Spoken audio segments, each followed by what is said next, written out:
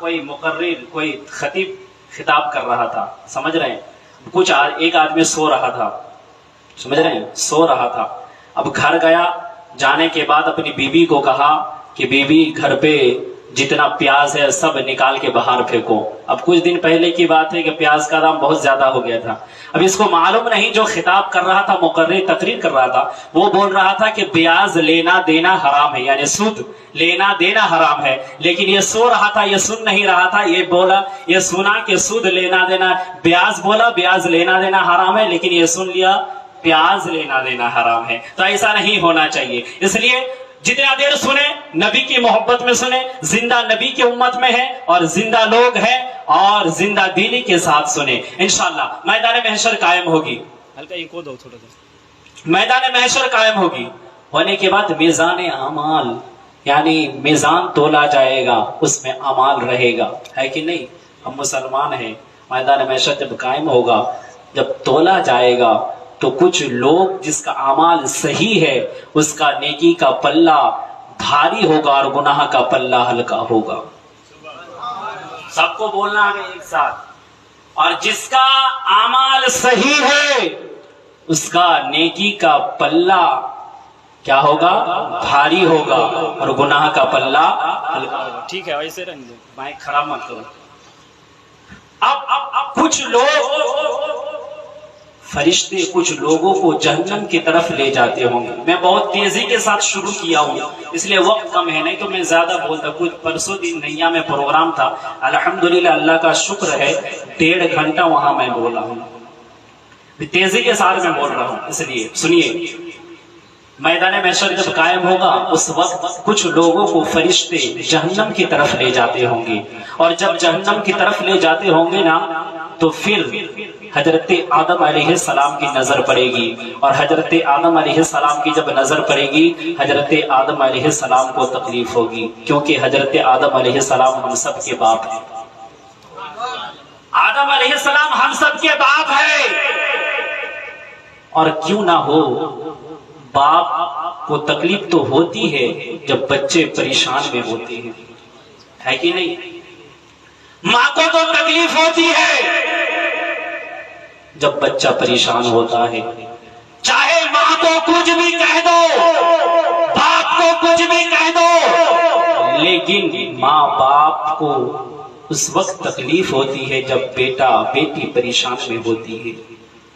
اگر آپ دیکھیں، اگر آپ کو کہا جائے کہ آپ 2 کلو کا سامان لے کر پیٹ پر گھومی، آپ گھوم سکتے ہیں؟ نہیں گھوم سکتے، نہیں گھوم سکتے. لیکن وہ ماں جس نے 9 مہینہ اپنے پیٹ میں بچے کو رکھ کر اس نے آگ تک نہیں کی، اس ماں کو آج کچھ لوگ تکلیف دیتے ہیں. جس باپ نے اپنا گھر بار چھوڑ کر پردیس میں رہا اور رہ کر اپنے بچوں کے لیے، اپنے گھر کے لیے، فیملی کے لیے محنت کرتا رہا، لیکن وہی باپ جب بوڑھا ہوا نا، تو وہی بچے باپ کو اس طرح سے نکال دیتے ہیں کہ کوئی اپنا ہے ہی نہیں. اللہ اکبر. ایسا نہیں ہونا چاہیے میرے عزیزوں. آپ کو معلوم ہی ہے کہ ماں کے قدم کے نیچے جنت ہے اور باپ جنت کا دروازہ ہے. اب جس کے قدم کے نیچے جنت، اس کا سر کا مقام کیا ہوگا؟ زیادہ ادھر نہیں، پھر ادھر جاتا ہوں. حضرت آدم علیہ السلام کی نظر پڑے گی. بھائی نبی کی محبت میں بیٹھے ہیں، تھوڑا سا کچھ دیر برداشت کر لیں، پھر ختم ہو جائے گی. نبی کی محبت میں بیٹھے ہیں، حضرت آدم علیہ السلام کی نظر پڑے گی. کس پر؟ جو امتی کو، میرے نبی کی امت کو فرشتے جہنم کی طرف لے جاتے ہوں گے، اس پر. تو حضرت آدم علیہ السلام کو تکلیف ہوگی.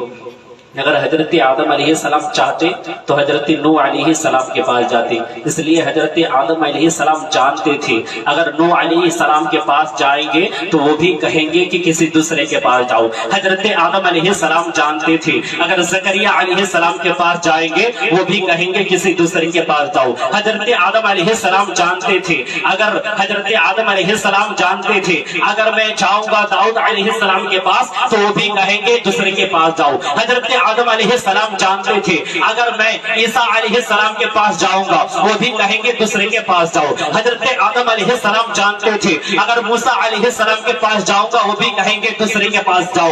اس لیے حضرت آدم علیہ السلام نے کسی نبی کے پاس نہیں گئے، ڈائریکٹلی آمینہ کے لال کے پاس گئے اور کہنے لگے یا رسول اللہ آپ کی امت کو جہنم میں لے جا رہے ہیں۔ نبی فرماتے کون؟